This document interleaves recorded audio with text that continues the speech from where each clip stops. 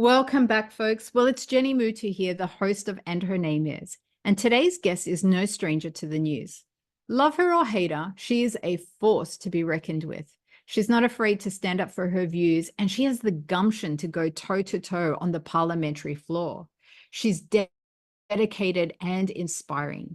She arrived in Australia as a refugee and was raised in the northern suburbs of Perth, and her family instilled in her the values of hard work and perseverance. In the last few years, she's put her hand up to represent all of Western Australia in the political space and is committed to representing First Nations people and people from minority groups who remain unrecognised for their contributions. Being a fellow ex-WA resident, this is so important. Interestingly, she does one of the most challenging jobs in one of the most challenging work environments, in my opinion, and that's politics. She's facing criticism left, right, and center, and she's ruffling feathers. She's making people pay attention. And dare I say, she's even breaking people out of their coma. She's breaking down barriers for women and young people by helping and encouraging them to use their voice to make a difference. It is my absolute pleasure to be able to introduce you to her today and to have her share her story. And her name is Senator Fatima Payman.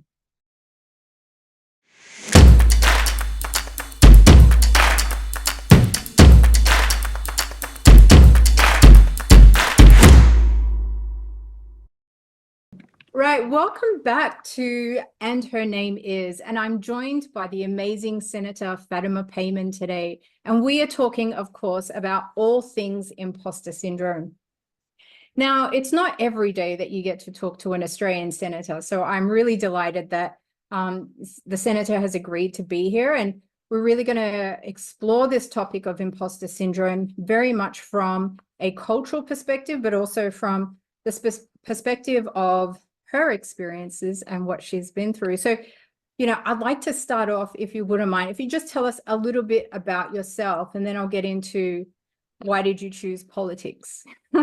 Thank you so much, Jenny. It's an absolute pleasure being here. And also I would like to acknowledge that I'm dialing in from Wajak country and acknowledge that this land has never been ceded. It always was and always will be Aboriginal and Torres Strait Islander lands. Wow, where did I begin and a bit about me? Well, I'm the eldest of 4 children. I was born in Afghanistan in the capital city of Kabul. I was 8 years old when I came to Australia in 2003. So some people can do a quick maths and figure out how old I am. Yeah, I'm shamelessly just going to expose my age. But also my dad arrived as a refugee in 1999 and really worked hard to be able to sponsor us over in 2003. So refugee rights and immigration and ensuring that our multicultural communities understand how valuable their contributions are is definitely something that I'm passionate about because it hits home. But yeah, I've grown up in Perth, Perth gal through and through, went to Australian Islamic College, graduated from year 12 and went straight to University of Western Australia to do my bachelor's in biomedical science. Because like many ethnic parents out there, my parents wanted me to become a doctor. Clearly didn't work out. But here we are. And I went on to do anthropology and sociology as my arts degree. And yeah, it wasn't until 2017 when my dad was diagnosed with leukemia, and his sort of final wish was for me to do something that, had a financially stable future. So he suggested pharmacy, somewhere in the medical field, right? And I gave my luck a shot and was accepted into my master's in pharmacy course. But within 11 months of my dad's diagnosis, he passed away in 2018. And that was a real difficult and challenging time. And being the eldest, I had to assume a lot of responsibilities over my 3 siblings and my mum, and take on a lot without knowing how to deal with my own grief. And so mental health is another area that I'm really passionate about, because having gone through it, all the stigma that's associated with mental health is definitely something that needs to be addressed. And we need to normalize having conversations that, you know, it's okay to not feel okay, and there is always help. And yeah, so I threw myself into volunteering and community service. Obviously, there were challenges along the way that pushed me more towards having to prove myself and my worth and my contributions. So it was definitely, you know, you'd say the catalyst driver towards the political world. Yeah. Okay. And so why is it important to you now? So joining politics, I did stumble upon politics through my volunteering when I introduced a member of parliament to come up and say a few words at a charity organisation's dinner. And before I knew it, the name Pierre Yang just stuck in my head when he introduced himself. And, you know, a few months after that dinner, I find myself emailing him, and he invited me for coffee at Parliament House here in WA. And because I was already active in leadership roles within the university setting as the president of the Muslim Students Association, and as a youth advisor to the Muslim Community Advisory Board with the WA Police, it didn't seem sort of out of the norm for me to catch up with a politician, but it was definitely out of my, I don't know, I would say, vision for what's to come. So for me, it was just to catch up, to get to know what this guy called Pierre Young does. And before I knew it, I was handing out flyers at the 2019 election, federal election. And because, you know, I was Labor through and through. I've always voted Labor since I could remember. My dad was a Labor guy. And it wasn't until, you know, getting involved in the youth wing after Pierre offered me a part-time role in his office as an electorate officer. I was exposed to the Young Labor wing of the party, and soon discovered that there are so many other young people with similar visions of wanting to, you know, break barriers, make platforms more inclusive, have everyone's voices heard at the table. And so for me, it was a no-brainer that I was in the right place. Because having gone through university looking very visibly different and standing out, I remember my first tutorial when someone put their hand up after I introduced myself and asked if I had a bomb under that thing on my head. And it's quite confronting as a 18 or 17-year-old to be like, what? How did you make it this far to university with that mindset, you know? And so what I did notice in the Young Labor youth space was that there were clear barriers and boundaries that prevented it from being an inclusive space that welcomed people from all backgrounds and all diverse identities. And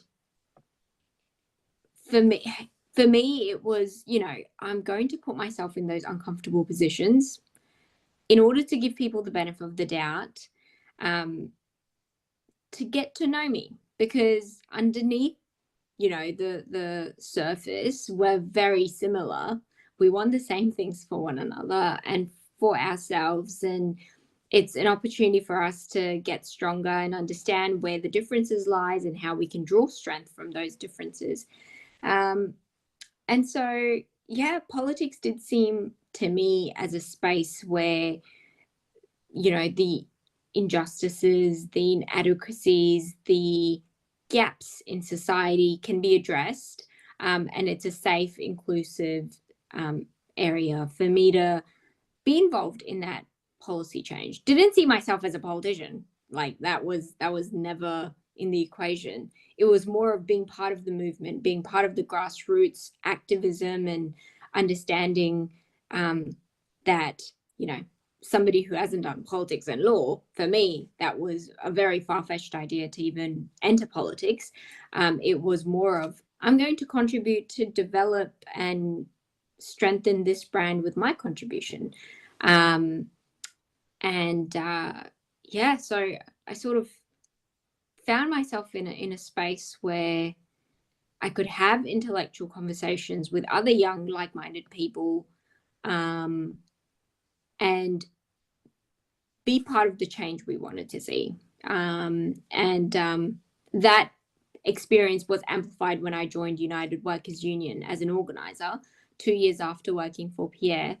And it was so eye-opening to see how, you know, mostly those feminized industries where it's a lot of women from immigrant backgrounds who, you know, English is their second language and barely know their rights in general, let alone their work rights. And so to be able to educate them and see how empowering them was quite fulfilling, because it made me feel like I'm contributing to rectifying a very simple, you know, knowledge gap, but that would allow people to fend for themselves. You know, that whole idiom of like, give a man a fish and he eats for a day, and teach him how to fish, and, you know, you feed him for a lifetime. So it was sort of that experience where I was like, wow, a lot can be done in this space. And knowing that United Workers Union was one of the unions affiliated with a political party, which is the Labour Party, I was like, oh, wow. So you know, there is that accountability piece. There is that piece of making sure that the members that do get elected through the assistance of unions have that accountability piece to be serving the best interests of minority groups, of feminized industries, of populations within our everyday Australian society that are doing it tough and don't get that recognition from everyday politicians or community leaders. So for me, that was just an avenue to empower not only myself, but those around me. Yeah.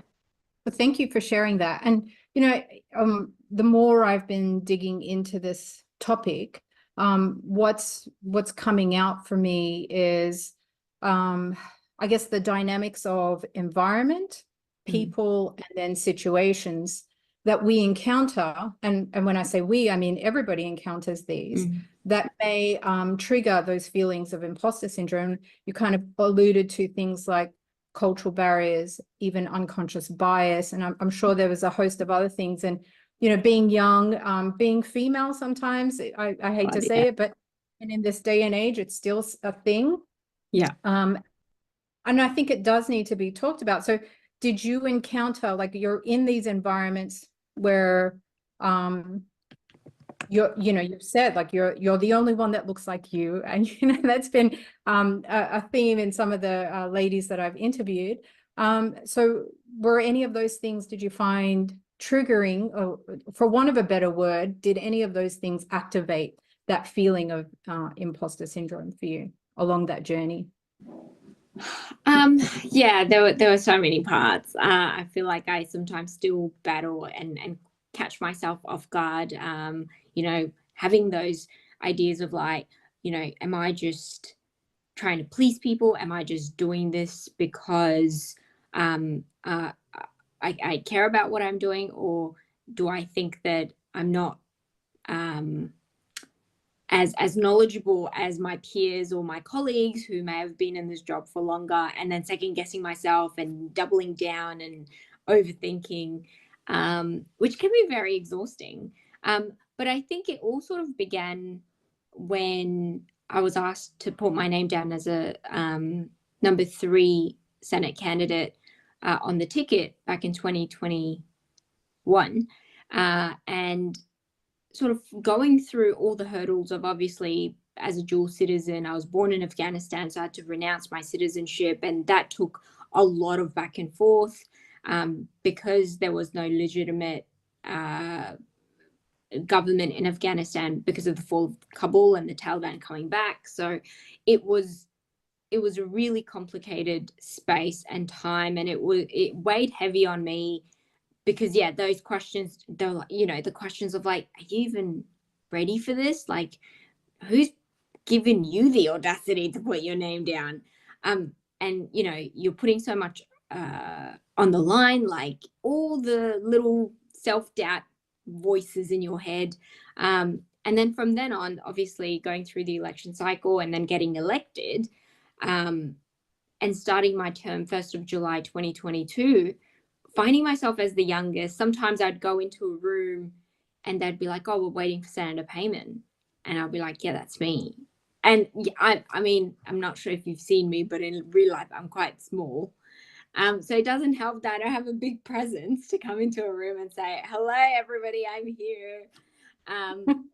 And so it's those little moments and occurrences where you're like, do I have to over explain myself? Like, I too, I don't know, I have authority to be here. Like, or even getting used to the title Senator Payman, like, or acknowledging that,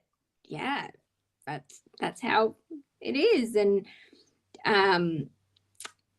just putting all this pressure on myself to be as eloquent and well-versed and knowledgeable as everyone else who've had probably 10-20 years of experience in this space. But I was just hard on myself, like, why don't I know this? Like, how am I not across this piece of legislation that's just hit my desk and I have no idea in terms of its background and the context and the preamble, and like obviously having to go through the various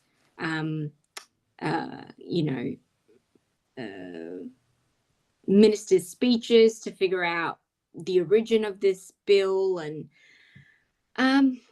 so it's tough, but sometimes you have to remind yourself, I think all the time, actually, not sometimes, that everyone's got to start somewhere. Even the most seasonal politicians, or I mean, in my sense, it's a politician, but to others and your viewers out there, they can be in whatever field. Like, if they're new to it, they need to give themselves that grace period to be like, I can take my time to just soak it all in. Like, nobody's expecting you. And for me, there was no such thing as Senate school. And I think a lot of senators, when I speak to them, they're like, yeah, we've had to learn a lot of it on the job.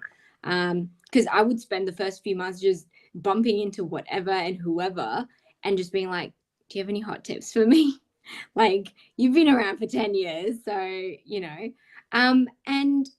something that doesn't get mentioned is a lot of people, and especially women from other parties and other political affiliations, were very kind and welcoming to me. So it felt like this is something that is not amplified, that behind closed doors or in Parliament House, in a workplace where a lot of drama takes place, there's also this sisterhood and, women supporting other women and checking in on you and making sure you're okay, or offering to help, whether they be independent or from the Greens or from the coalition. Like, it's been a lovely experience for me as a first-term senator. And I just think those who are out there who may be intimidated by politics, especially as young women, it's growing into a much better, safer, and welcoming place for women.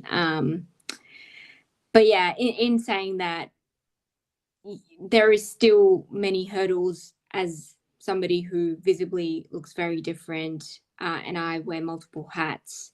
I tend to represent young people in the community, people of faith, women, you know, women of color, like we all have our own challenges, and so when you mesh them all together, sometimes it can be quite challenging. I hope I answered your question. I feel like with politicians we can just ramble on and talk all day. Oh yeah, You're off. absolutely. You know, I am not, to me, it's very clear that this kind of a conversation, and for those listening, is a very vulnerable conversation. I understand that I'm asking a lot from you in terms of that vulnerability. And part of the reason for doing that, right, is because for those people who are listening, who've never had a conversation or an understanding about their self-talk and the stuff that they are saying to themselves, and are still developing those levels of awareness where they can, not only hear the voice, because that's the first stage, is actually hearing what you're saying to yourself, but then moving to that stage of being able to confront it or to question it or to give it an instruction. Like it takes practice. And and you talked about, or you touched on, like these feelings of being exhausted, because of that internal battle. And, one of the things that I've noticed for myself is, as an introvert, I have perfected the art of hiding, sometimes in plain sight. So I've literally stood right in front of somebody and they were like, "Where's Jenny?" I'm like, "I'm right here." They couldn't see me. And, and there is this, I like to call it the default. It's a default mechanism, So for me, the default is to hide.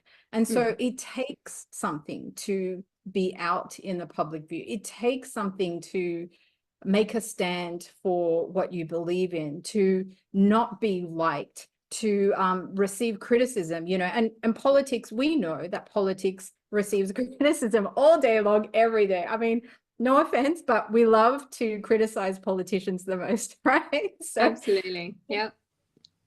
So there's a couple of things with that. Like, obviously, you've got to be able to develop some pretty thick skin in regards to that, and the water off the duck's back kind of mentality and armor. And, that takes time. But also, it's nice to hear you talk about the sisterhood and what's behind the closed door, because I have to say that, I've only ever met one young person in my whole life who told me that he wanted to become a politician, and he was in year 10 at the time, and he went to Southern River. So excellent. And I just kind of looked at him and went, amazing. I don't think I would have even thought of that at your age, but anyway, but it's good. Like, and I think that cultural diversity is important. I obviously am quite a bit older than you.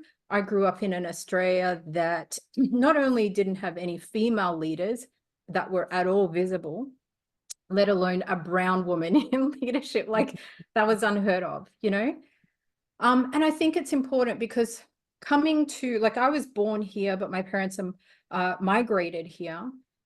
And there is this feeling of having to fit in, and I see it in the multicultural communities, where the families migrated here, and at school, this kid has to be Australian, and at home, they have to be whatever their culture is, and there's quite a transition that doesn't actually get talked about, doesn't get supported necessarily in the best ways, sometimes through church groups and community groups, there is that. But so it's important. Like, I think this conversation is important, and I really appreciate you deep diving into this. Thank you. And of course, you sort of touched on, those conversations that happen in your mind, and they can vary. And of course, those environments that might activate. I like to use the word activate, because that feeling, it just activates that imposter syndrome. But then what are you doing in those moments? Like, how are you taking yourself from that edge of, those voices are happening, they're saying whatever they're saying. And that it could be that you're judging yourself, or that fear kind of rises up in you. How have you learned to deal with that? What are some strategies that you use? So some of the strategies can sound completely like bizarre, but when I'm, for example, doubting myself, just before a big speech or a presentation. The Superman stance or Superwoman stand can actually help. So putting your hands on your hips and just standing up straight, legs apart, and just deep breathing. And breathing on its own has been such a grounding and centering exercise for me. So we often don't realize that we don't take deep enough breaths. And when you're in such a fast-paced environment, especially when things just change so sporadically, and you've got to adapt, and again, not exclusive to politics, it can be in whatever sector people are in. But so breathing techniques, making sure that I'm grounding myself, and journaling. So I don't have my journal with me right now, but I carry this journal, and I find it to be one of those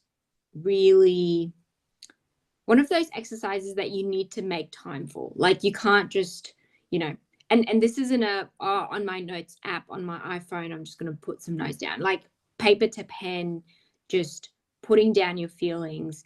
And it allows me to step back. It's almost like you just vomit it all out on a piece of paper, and then you step back and you're like, all right, so why am I feeling this way? And actually analyzing and figuring out where the root causes of those feelings are, and being quite objective rather than letting your emotions get the better of you.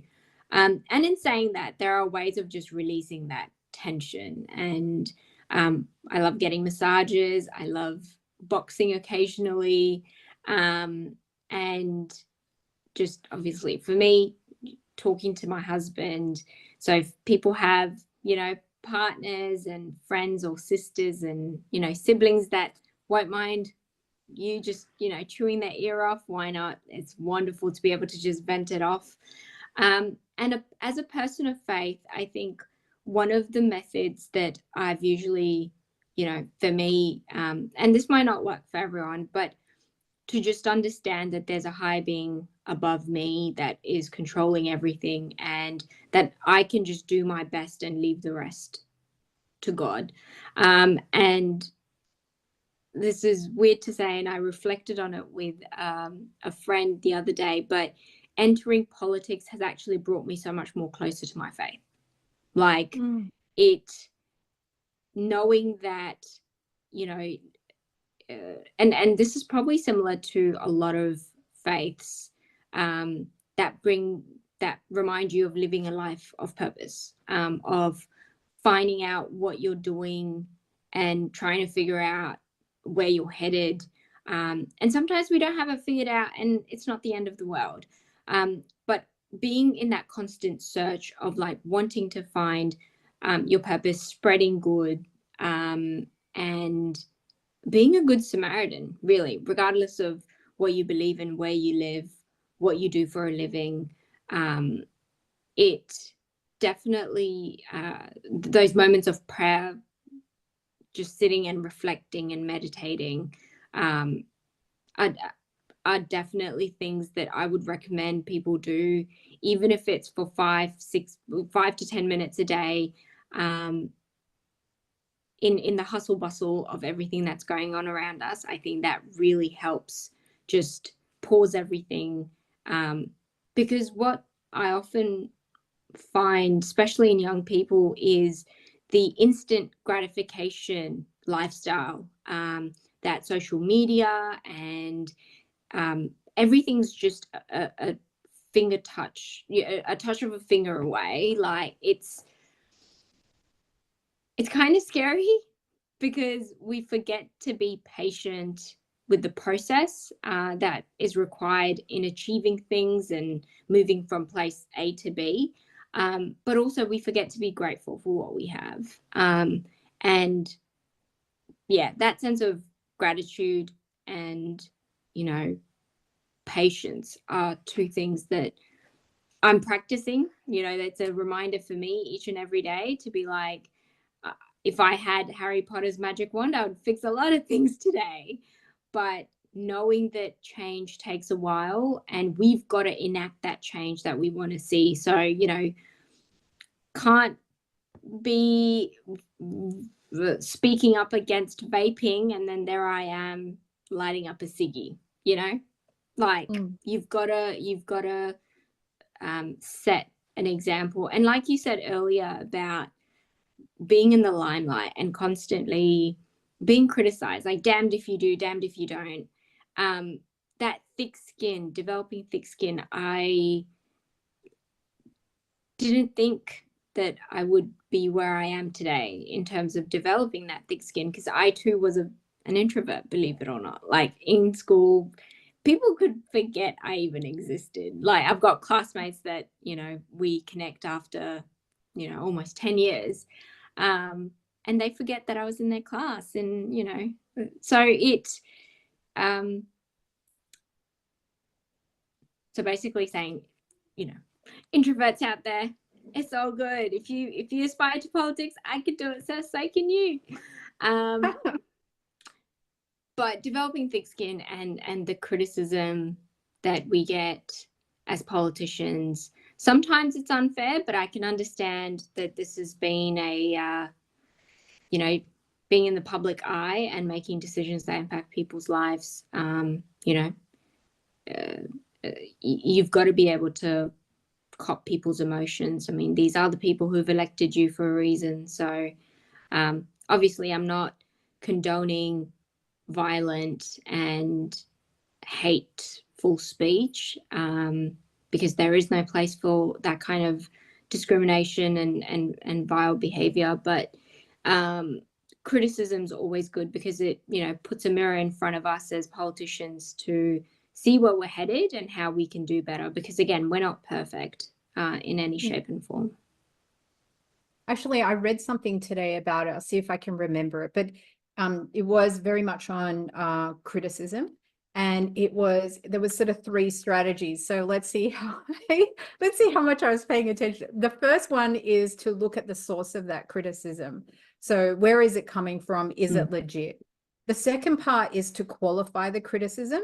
So you know how even in daily life, your partner might say to you, "Oh, you never do the dishes," you know, like, so Absolute. qualify that. Is it never, or is it that you're just frustrated because you're tired and I should have really, you know, stepped up? So being able to take to qualify the statement.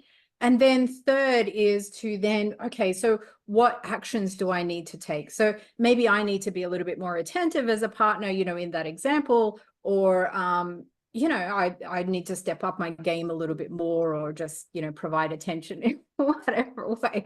But I think that the foundation of that, looking at the source, because sometimes, you know, I've had people in my career say things to me in absolutes, you know, so like, "Jenny, you will never be a salesperson." And I have this saying, I stole it from my coach. He says, "What you do not consciously reject, you subconsciously accept," you know? Wow. And I remember sitting there, and way before I heard that quote, and he said that, and I'm like, "That's not true. That's not true. That's not true." That's just mentally in my mind, you know, don't let that in. That's so, you know, really being aware of what people project onto you, and then what state are they in when they're doing that, you know, and you know, are you going to take that on board and let that in, or are you going to, you know, really, you know, even consciously engage with that? And I say, no, no, and the hand gestures are going automatically. And then being able to say, okay, what part about this do I need to look at for myself? You know, so I find that really good. I'm gonna talk a little bit about a book I read, but before I do that, are there any books or resources that you would recommend for people on this particular topic? Oh, I think the most recent one, I mean, there's so many out there, but the most recent one that I read was by Brene Brown, called Dare to Lead.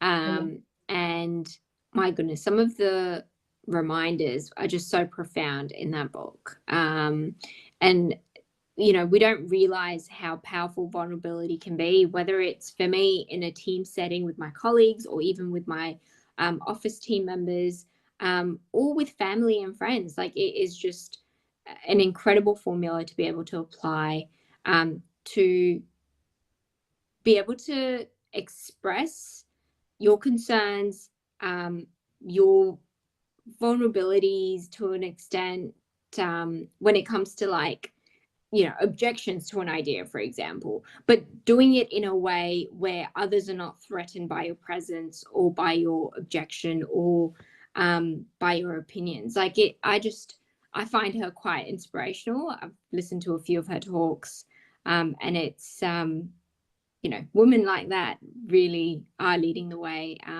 in the sociology of human relations, which is just brilliant. Yeah. Yeah. Well, I've been in the inquiry. Thank you for sharing that. I've been in the inquiry of whether imposter syndrome is something that can be cured or not. And there seems to be a lot of different conversations. Some people say, no, you just manage it. Other people are advocating that it can be solved, and others, are somewhere in the middle. So as I said, been in the inquiry of that and wondering for myself, because obviously I still experience imposter syndrome. And I came across this book. I haven't finished listening to it yet, I have to admit, but it's by Patrick Ben-David. He's a podcaster and he does a few things on YouTube, and occasionally I will catch some stuff. And he wrote a book called Choose Your Enemies Wisely. And I'm currently listening to that at the moment. And anyway, so he's talking about what your enemy is, and it's very much a business book, but I think it has applications for life. And as I'm reading this and I'm trying to decide who is my enemy, right? Because an aspect of my business is academy, which is leadership and life skills for people at the beginning of their adulting and career life. And it's giving them the skills that they need to basically deal with all of the areas of the wheel of life successfully, and when I think about who is my enemy, I got really clear that my enemy is suicide. Personally, I've experienced that in my family. I've had other people around me, even just recently, experience suicide. And when I think about something like that, there's so much emotion that gets evoked inside of that, because I mean, for me, like the question has always been, like, for somebody to get to that point, like, what's going on for them? And I'm someone who lives by the motto that this too shall pass. So to think that somebody's in a place where they don't have that road of this too shall pass, that they know that, there's tomorrow's another day. And there's a great saying from the Dire Straits, after rain, there's sunshine after rain, laughter after pain. So why worry now? Wow. Profound. It is. And look, since I connected to that for myself, what I have found is that my purpose has become 10x. So when I get on the phone, I need to do cold calls for my business, and the emotions are going, and the self-talk is happening. It's like, if I can center myself back to why am I doing this? And I'm sure that you're going to have the same kind of connection, right? It's for all those people who, no matter what their age, they're in some place in their life that things aren't going so well. Yeah. And they need something, and I know that whatever I can offer might be that something. And that gets me on the phone, or it gets me out of bed, or it gets me to make the, whatever I need to do, create the program or whatever. And I have found, since making that discovery, that voice of that imposter doesn't have the same impact that it used to have. Wow. Like, it's suddenly minimized it, because the imposter will come up and there's the suicide, which is so much more like in my face and connected emotionally, So it's like, really? I'm out of here. See ya. And the voice is still going, but I'm like, I'm not paying attention. So I have this other thing I say, next, next. Yeah. Yeah. 100%. Yeah. Does that land for you? Yeah. Wow. Like, I've never heard it, so eloquently put together. So thank you, Jenny. It is really one of the most confronting things, that you've got to, being able to silence the little voice inside your head and actually just empower yourself. Because like you said, I think sometimes our biggest enemy can be ourselves. It's the small talk in our head where, you know, you wake up in the morning and the voice goes, you're not good enough. You're not good enough to do this. And how do you combat that? And yeah, I've had my fair share of, you know, challenges and battles with the little voice in my head. And I know that many people out there can also resonate with losing a loved one. Really puts that mirror in front of your face and you're like, all right, where's my life headed? My dad was only 47. Cancer was just never, he was the first in the family to pass away. So like everyone was shocked. And at such a young, tender age, it just puts things into perspective. Like, am I going to live to see 47? What kind of a life am I going to lead? What kind of a legacy am I going to leave behind? How many lives would I have, you know, impacted by even doing the most smallest good deed, basically. So, yeah, it's something that we're all going through, and I think it's so important to be able to have those active conversations. Yeah. So, you know, just as much as it can be activated, it can be deactivated as well. Yeah. All right. Before we kind of wrap up, you know, you sort of talked about a couple of words, and I'd like to go through them a little bit. In terms of imposter syndrome and some of the things that you kind of associate with. So the first one was accountability. You want to tell me a little bit about that and why that comes up for you?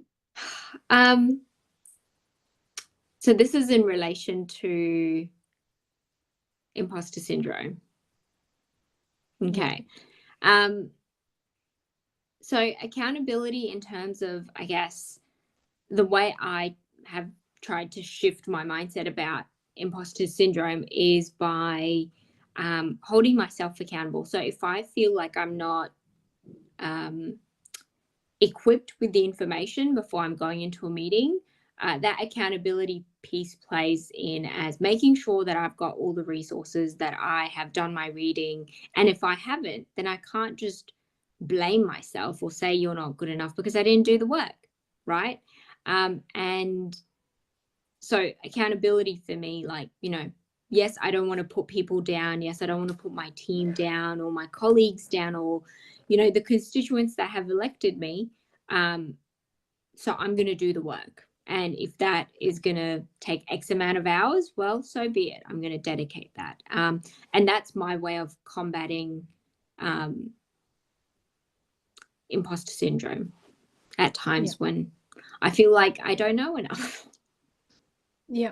And you do have to take action, right? And the preparation, I think the preparation definitely is a symptom of imposter syndrome, like over preparing. But at the same time, I don't think all of those things are always bad because it does give you the confidence to then be able to, you know, stand firm. My old PT instructor in Perth used to say, Jenny, own your shoes. And I always think of him when I think of that, because it's the ability to just stay grounded in what you believe.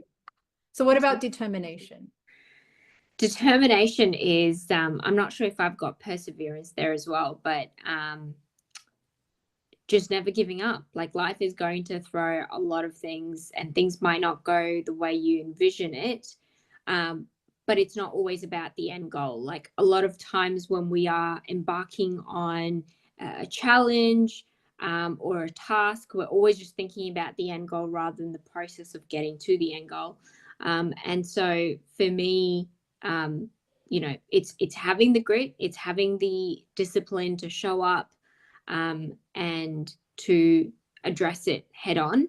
And when you've done the prep work, then yes, you do feel confident to then be able to tackle the obstacle, the task, whatever's at hand, the presentation, the big speech. And so it is about not giving up. It's about giving it a crack. And I guess the life lessons that I've sort of alluded to throughout our session today, it's about making the most of every moment and making every moment count. And so that determination is about, making the most of whatever opportunity you've got at hand. Yeah. And certainly, like, I know that you've, leaned on that in terms of, talking about young people and social media being such an immediate thing, and knowing that it takes time to plant a seed and have that seed grow, right? So I like that, and kind of talks to the patience that you need, and that we all need in life, and the things that we are committed to.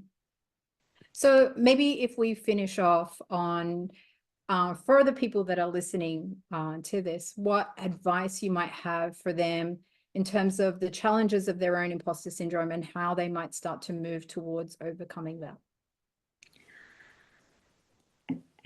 I would say be kind to yourself and accept yourself for who you are, and don't put boundaries and limitations to what you're able to achieve, because, it's only we limit ourselves by not letting our imaginations run wild. I, as a daughter of a refugee, never thought I'd be in the position I am, and if I can do it, so can anyone else. So dream big, put the effort in, and enjoy the ride.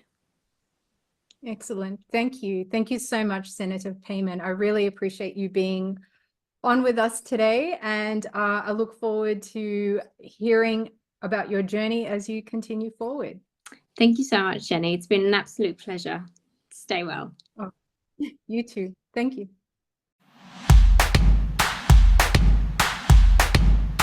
Hey, I hope you enjoyed the episode. Leave me a comment and let me know what was your biggest takeaway. And if while you were listening, somebody popped into your mind and you know that they would benefit from listening to this, be sure to send the link to them. This series is just getting started, so go ahead and subscribe and hit that notification bell so you'll know when our next episode drops. If you liked what you heard and you want to know more, be sure to check out the show notes, and over the next coming weeks, I'll have some giveaways for you too. In the meantime, I want to thank you for listening, and I'll catch you on the next one.